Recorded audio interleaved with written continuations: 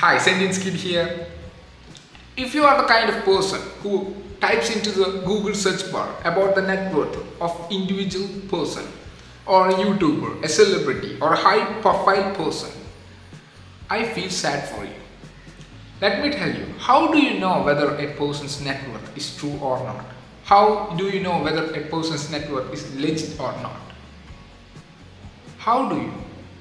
If you look at the website slice.ca, they showcase the top 10 YouTubers' net worth, and you compare with another website like the techiegamers.com, and if you compare it well, you could see an incoherency between the two.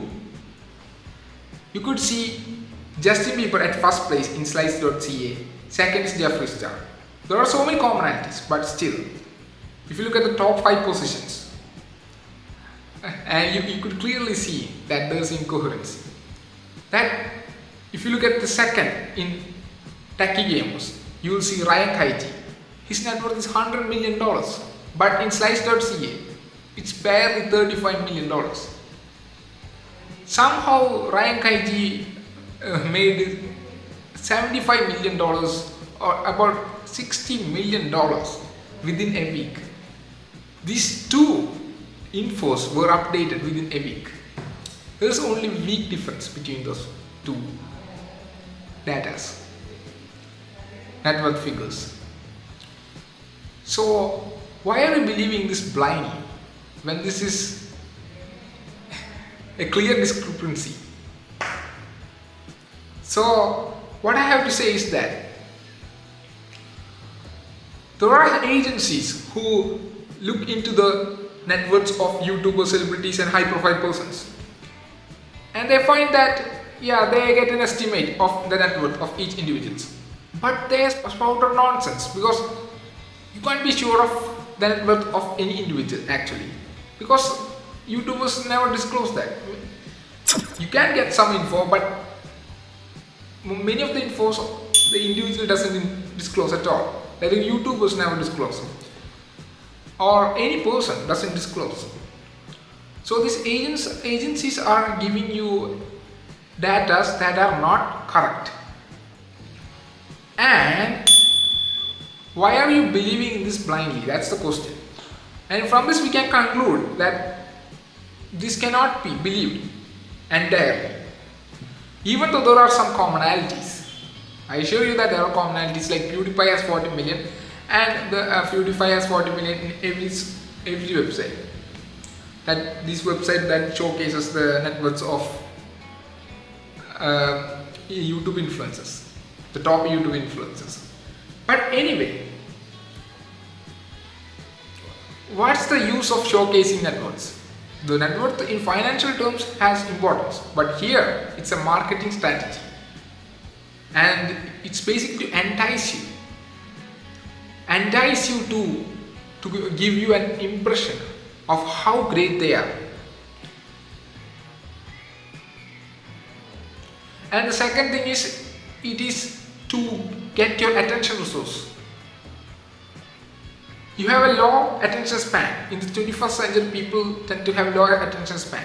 So by showing their prominence, showing their figures, net worth figures, these huge figures, they will attract you, and you will tend to see their videos. It doesn't have to be, but it does have a psychological effect on you. But the other side, the good side of this is that people tend to create YouTube videos or take up endeavors where there is potential money to be made. So that's the good side. Not all of them take it in the good manner, but some of them take it in a positive manner. Some of them might succeed, some might not. It's okay. The other thing is the misconception of net worths. Net worth is basically assets minus liabilities. It's nothing more. And it's not cash. Cash is included in it, but it's not just cash. There is fixed asset like real estate. That is not easily transferable, it's not easily movable. but cash is very easily movable. If in crisis state, you could use cash. Your fixed asset doesn't help you anyway because it doesn't sell. It's really hard to sell one. And there are people who are farmers who have high net worths, but they tend to have low liquid net worths. So they live very poorly. These are all seen in the society.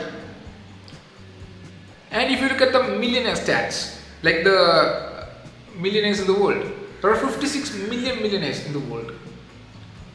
And out of that, only 26 million millionaires have liquid net worth of at least $1 million. Only half of them has that. So what you're typing is entirely wrong if you are typing in how much cash they have. The cash they have is not disclosed by them, and they might have invested in cryptocurrencies, or they might have not disclosed their sources. They have many other sources that they have not yet disclosed. But the thing about these agencies is that they are not doing a great job. In every source it says an entirely different net worth figures. Info is totally wrong, and people love to see these kinds of info. I don't know why, but it tends to be very attractive, appealing to the public. The other thing is, so if you are the guy who types into Google about the net worth of each individual, I'd advise you that it is better to have some sense of rationality and skepticism in mind before searching anything in Google, because you could be the one who created a person's net worth, or you could be the one who forged something in the internet, or you could have created a website saying that this person has this much money, or this person has this much net worth, and people will come and they will see this and they blindly believe it.